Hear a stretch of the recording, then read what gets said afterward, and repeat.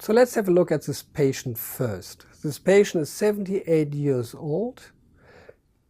He has a glomerular filtration rate of 62. He has an HbA1c of 8.1.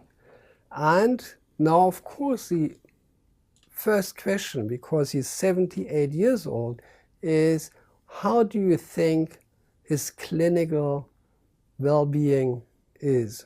Because it's so relevant if we want to decide in risk factor management how intense and with side effects we are treating, what is the life expectancy of the patient. So this is a general manner, and usually we think not age dependent but prospectively.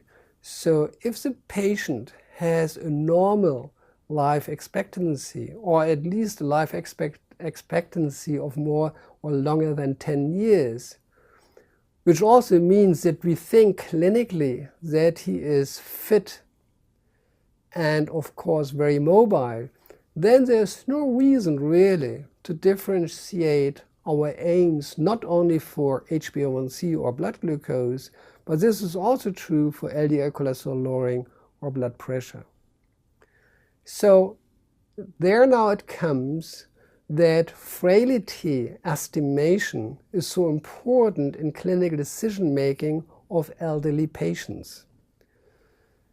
So since the patient is 78 years old, and from what he describes, probably he has a scoring about 3, meaning if you think about frailty is that if you can do everything, it's about 1. If you are, without any perspective, you are 10.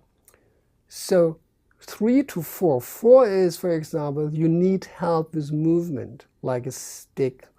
Or 5 is that you have lowered expectancy and need continuous help in walking and moving. So this is not the case for the patient. However, I think because he is 78 years old and life expectancy is usually in this age group another 5 years, he has some limitations.